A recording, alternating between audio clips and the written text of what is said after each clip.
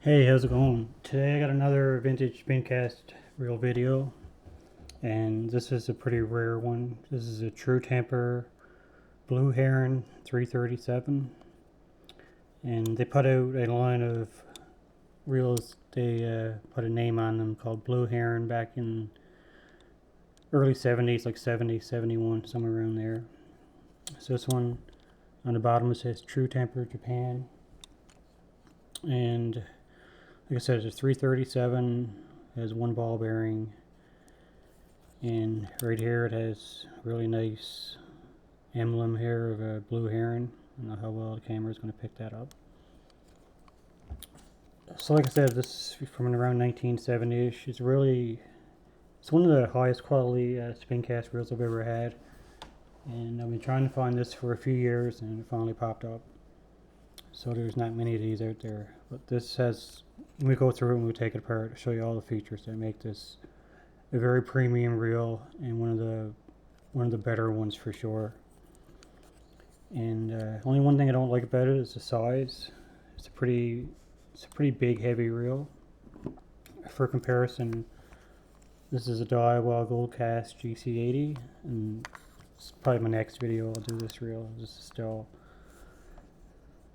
I had a video on the original one that was all gold colored. It's just like a slightly newer version. This is still like the best Spincast reel you can buy. Still make these today. So as you can see, there's quite a difference in the size. This is a big reel. Holds a ton of line. It's probably more suited for like 10, 12 pound line. So let's go over the outside. It's the front cover. It has a really nice dark bluish green color. It has a really nice knurling and just little details like this. Little nice knurling on the front cover. The logo, the side button, which I think should be on all reels. And right where the lettering here is ball bearing 337 True Temper is raised. Erased from the case. It's really nicely done. And on the side, here's your anti-reverse button right here. So now there's no anti-reverse. Now it's on. There's a pretty loud click to it, but you don't really hear that much when you're outside fishing. And your star drag, and it has a torpedo handle, which is pretty unusual for a Spincast. Of course, there's a little spot here to oil it. So let's just start taking it apart and see how it's made. Front cover just on screws. It's pretty clean inside. This reel, when I got it, was bone dry, and it was really smooth. So here's the front cover, and here's your line stop right here. That's a hard piece of rubber, and that's still in great shape. And the spinner head's in great shape. And here's a feature that you don't see much. This has a huge pickup pin. This pin rolls. Some kind of roller bearing or something like that. That makes a big difference as well, because there's no cuts in the line here. The spinner head is pretty hard material, so there's no cuts. And the fact that that's rolling is really going to help cut down on cuts on the pickup pin as well. And just look at it, it's a huge pickup pin. So anyway, to get the spinner head off, you tighten the drag. You just turn this counterclockwise. So here's a look inside. Nice brass bushing here, and here's your mechanism. It's a spring that wraps around, it goes against the side, it pushes out. So that's a really nice shape. And here's probably the most important feature about this reel. The spool oscillates, and you can tell that it oscillates probably like a quarter of an inch, maybe a little bit more than that. And that really makes a huge difference when you're fishing. This takes away a lot of the frustrations with Spincast reels. Because generally, after you catch a fish and you're reeling in, your line is going to dig in on itself because it's not going on level. So your line would dig in the center, and then next time you cast, you would cast out 10, 20 feet and just bind up. So that should take care of most of those problems. So on the spool here, you can see you got a nice little brass trip mechanism, and there's an on-off indicator here. So off would be clockwise. Used to that. There's your spool. There's your two studs that fit on this oscillation guide right here. You can see that moving up and down. So next we'll take off, let's take off the handle next. That's probably about a 10 millimeter, but I'm just using an adjustable wrench.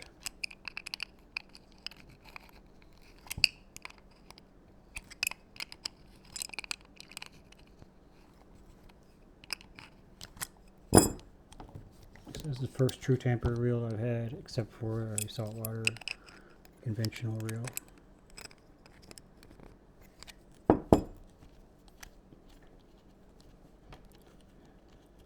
So you just have a handle nut there. Here's your handle. Star jag just twists right off. And yeah, there is a washer in there. So I'll leave that in there so I don't lose it. So we just move over to the side. I'm going to take these 3 side plate screws off. You can either use a flathead or a Phillips, but I always like to use a flathead, especially if it's stuck. It's a lot harder to strip a screw with a flathead than a Phillips. So that's one. Like I said, 3, there's only 2. I got a feeling this bottom one is shorter than the top one. This top one goes through the handle.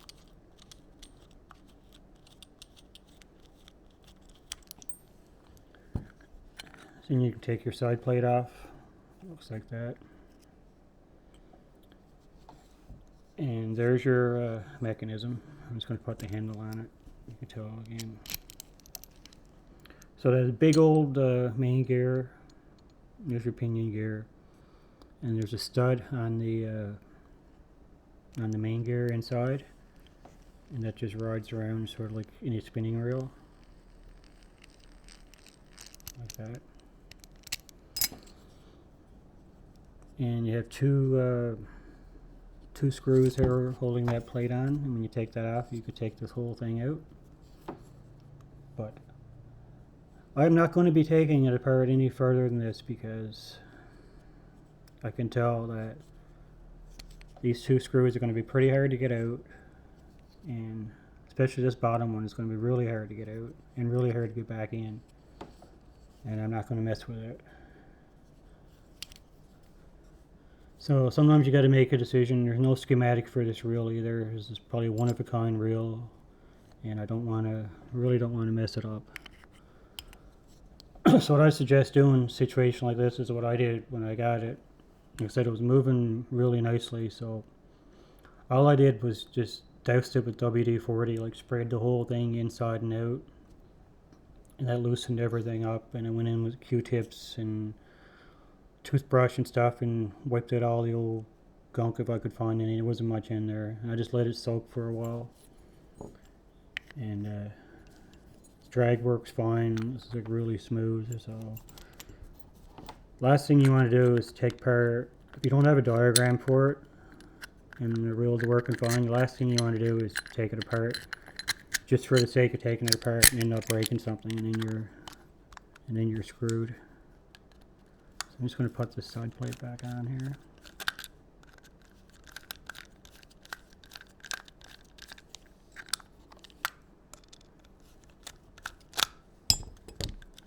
Like I said, it's such a hard to find reel that there's really no need of taking every single thing apart in it.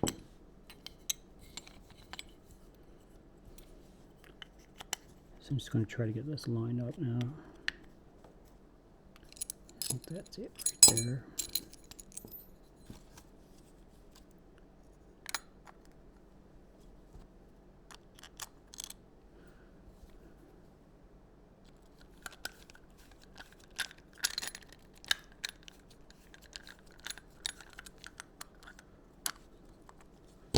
Yeah, because I've bought a few reels over the years that I've taken apart and end up can't get it back together, and a couple times I've Never ever did manage to put it back together, but usually you can, but it helps if you got a diagram. And I can't find one for this reel anywhere. This is the only this video I'm making today. There's no more videos on this reel, and there's hardly any information on it, period. So I got that pop side plate back on, and I'm going to put the spool back on here. Lock that in place. When you put your spinner head on, I like to push the button. Just makes it easier to get started.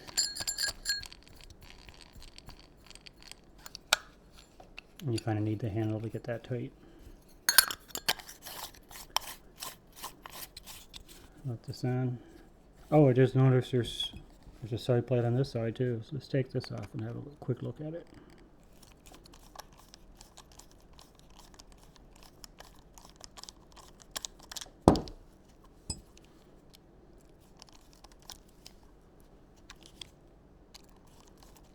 Yeah, one screw.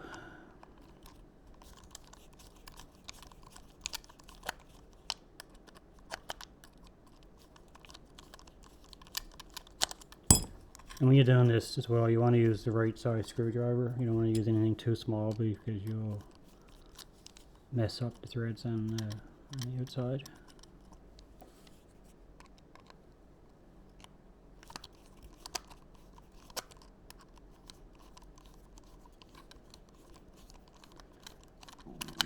Just taking off the last one here.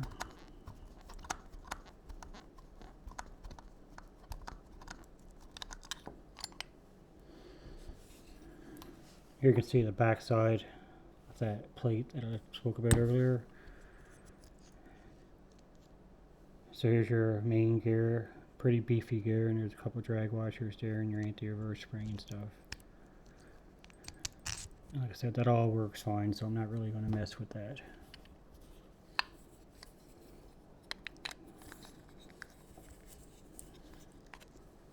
Of course, when you put this back together, you got to get this stud lined up with that opening there.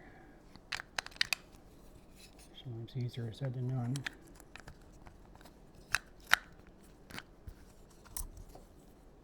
I got it there now.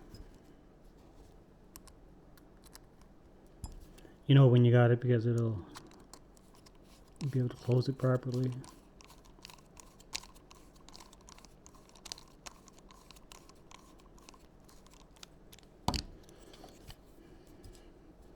Like I said, WD-40 is any kind of degreaser like that is your best bet.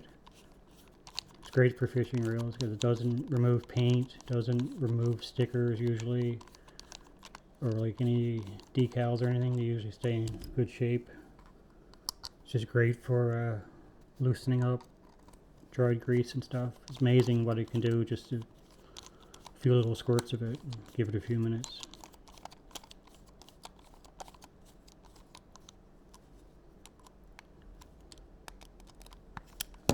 Back on. You can put the handle back on. Oh, sorry, before the handle you put your drag on, your drag wheel.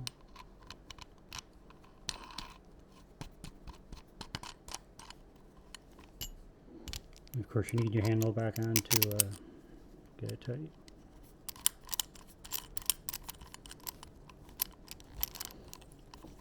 If anyone's wondering like why I'm into the old spin cast reels, I mean, I just love the old ones better than the new ones, really. I think they're so much better made than stuff that comes out nowadays.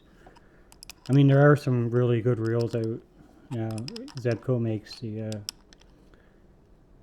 Omega Pro and the Bullet, and I got an Omega Pro, and that's like an awesome reel. And I don't have a Bullet because it's so expensive here, but if I could find one for a good price, I'll definitely try to get one, especially the smaller one. I like smaller reels. So it's back together, it's working perfectly, and main thing with these is just add a little bit of grease and a lot of oil to different bushings and stuff, and these will last you a lifetime. So, you know, it's a fantastic reel. It's just big and heavy, which is what I don't like about it, but I might use it. I might just sell it or give it away. I'm not sure yet. I might just keep it because it's like not many of these out there.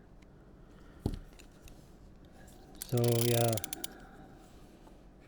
get in the old reels and give them a chance to go fishing again. Go ahead. It's one of my favorite hobbies. And like I said, my next video is going to be on this Daiwa GC80. Another fantastic reel. Pretty much identical to the one I had in one of my previous videos, the gold colored one with the gold body. This is pretty much the same. They've been making these for years and they haven't really changed much, and I guess there's no reason to change them. I guess they're such a good reel. Still my favorite. This is the smaller size. They make 3 sizes. This is a smaller one, so you'll see that in the next video. Anyway, that's it for this one. Thanks for watching. See you next time.